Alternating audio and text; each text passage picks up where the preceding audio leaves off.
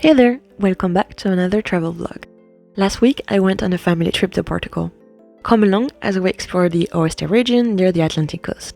In today's vlog we will visit beaches, mountain villages and historical monuments. If you're planning a visit to this area of Portugal, I hope you find some inspiration.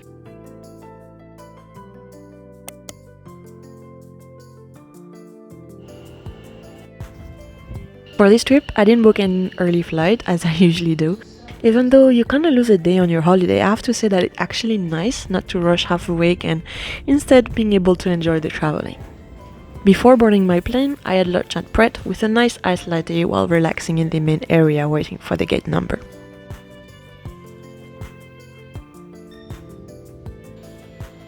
We landed in Lisbon under pouring rain. I was pretty bummed out since it was sunny back in London. But it's alright, we didn't have much time for exploring that day anyway, we just wanted to settle in. This is the house that we had for most of the week. It was very nice and modern. The beds were huge and so comfortable. The house also had a private pool and a nice garden area to chill.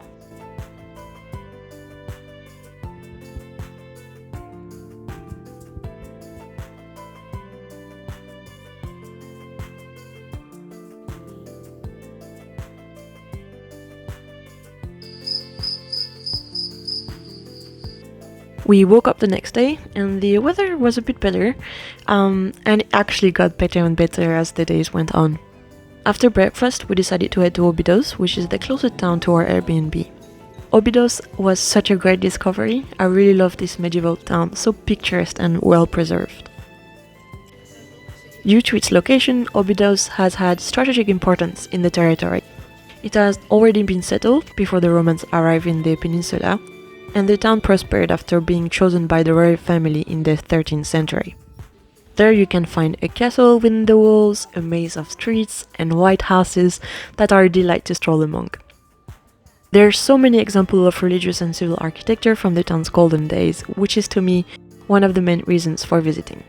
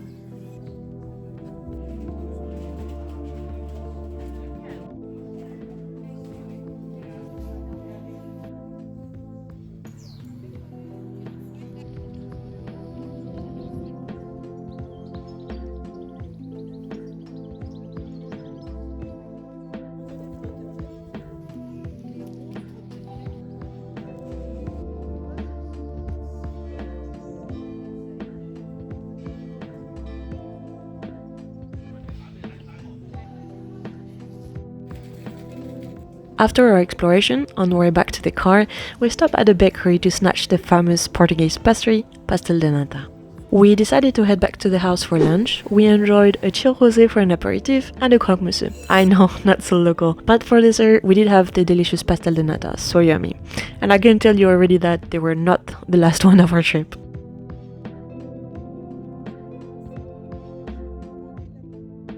Relaxed from our lunch, we decided to explore the Atlantic coast and went towards Peniche to the tips of the peninsula.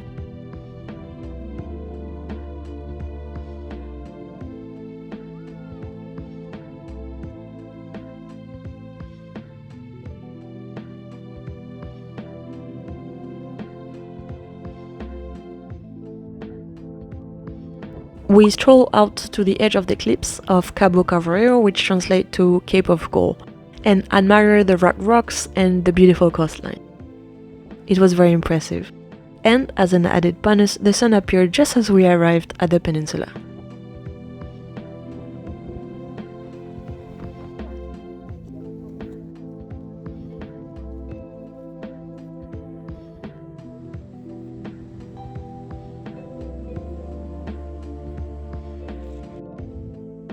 On our way back, we saw the heritage lighthouse that looks out across the ocean.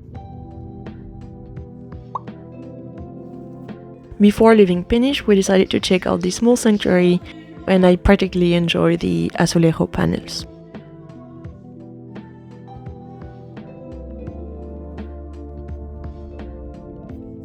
On our way back home, we decided to travel along the coast. It was such a great way to enjoy the countryside.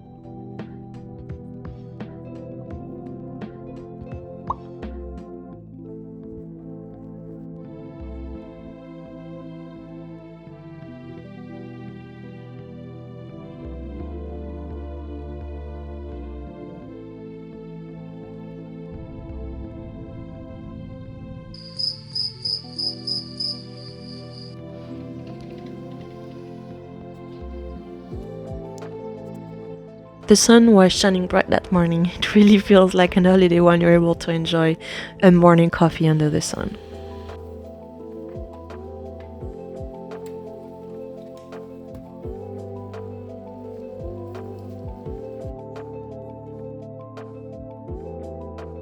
On the program that day was Nazaré and the beach, but before that we wanted to check out the ceramic factory close to where we were staying. We stopped at Caldas da Rainha and at the factory store. They had beautiful displays of Portuguese ceramic. After our shopping spree, yes, I did buy a few things there, we made our way towards Nazaré. The former fishing village is known all over the world for its waves, and it's arguably the biggest rideable waves in the world. I think they have like an underwater cannon of like 5 kilometers deep. There were no big waves that day, but still a few surfers were out checking the water. I was impressed by the size of the beach. It was like huge.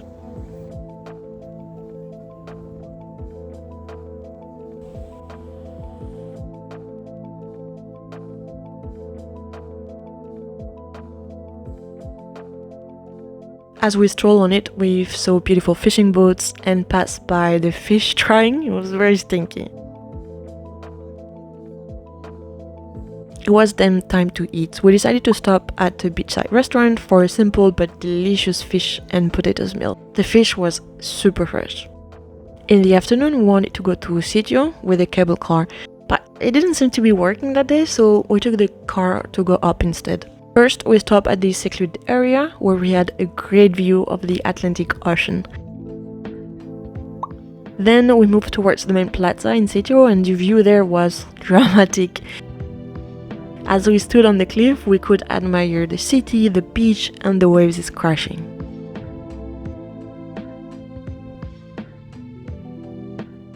On the plaza there was a small chapel and an impressive church.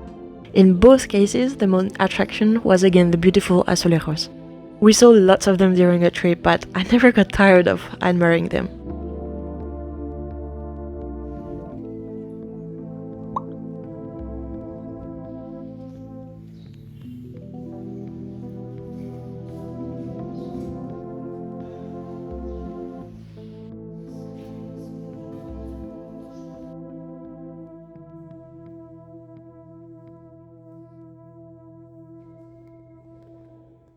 After these churches, we went to see more religious monuments. We traveled to Batala to check out the monastery.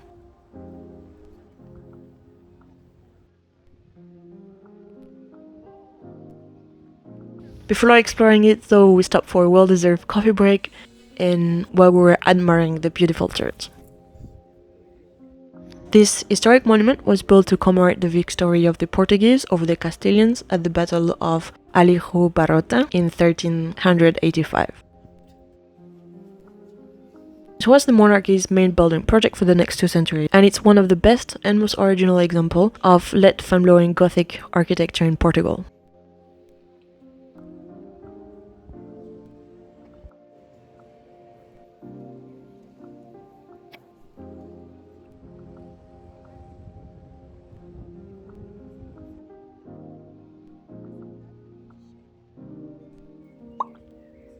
To keep with the theme of the day, we decided to check out the Fatima Cathedral, where allegedly the Virgin Mary appeared multiple times in front of little shepherds.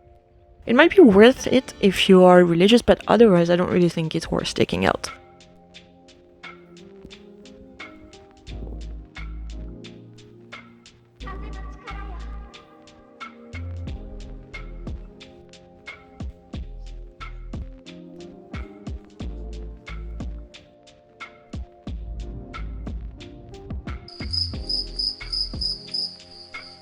It was another sunny morning at the house. What a great way to wake up. I could get used to it.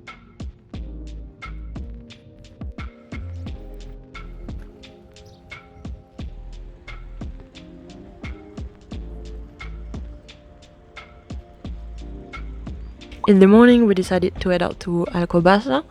The city became notable after the first king of Portugal, Alfonso Henriques, decided to build a church to commemorate the conquest of Santarém from the Moors in 1847.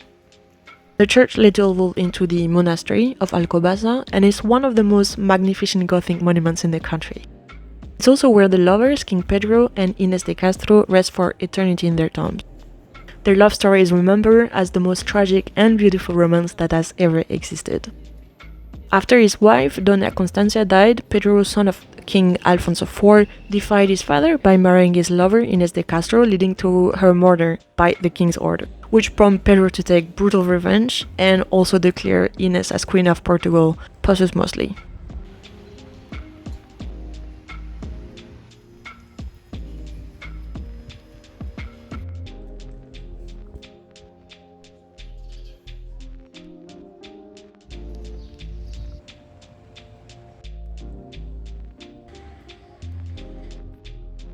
It was then time to visit Tomar, a calm city nestled in the mountain.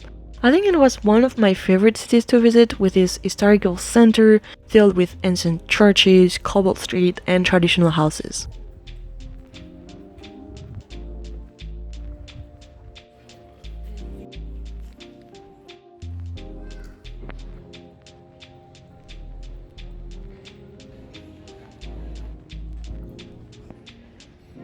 Food, we stopped at a small restaurant where I ordered a Portuguese steak, which is basically like steak, an egg, and potatoes. It was really good, and so far every restaurant we have been to has been really good. Tomar has a special place in Portuguese but also European history, because during the medieval period it was one of the most influential towns in the Iberian Peninsula, being the religious home of the Knights Templar, especially from 1800 to 1300, and then later the Order of Christ until the mid-19th century. This secretive and powerful religious order was based in the Convento de Cristo, which is our next destination. Dominating the old town of Tomar from its hill, the Convento de Cristo is a UNESCO World Heritage Site, and it's one of Portugal's most important historical monuments.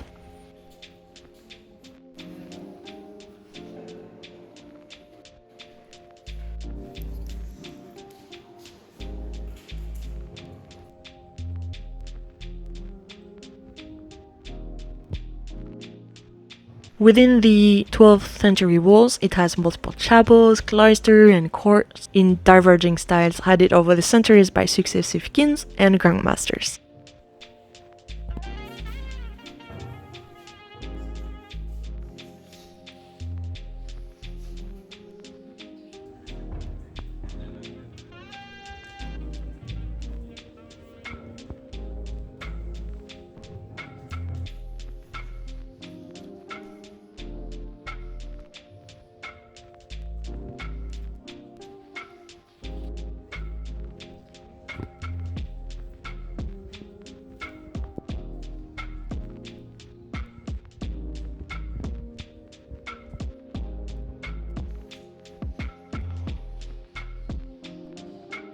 At the heart of the complex is the charola, which is a 16-sided temple chair, and it says to be built this way so that the knights could attend mass on horseback.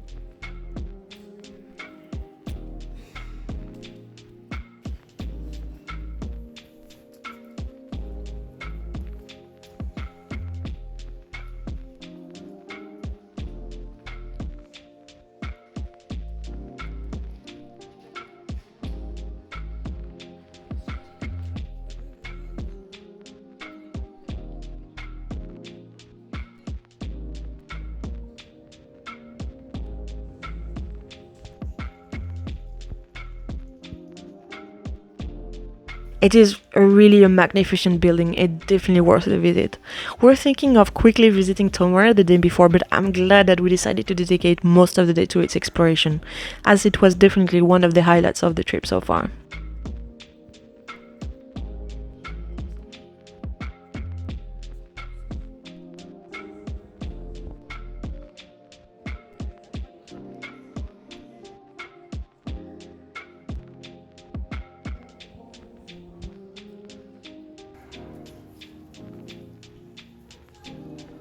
I hope you enjoyed coming along on this travel vlog discovering Portugal with me, and I will see you in the next video for more Portuguese exploration before coming back to London.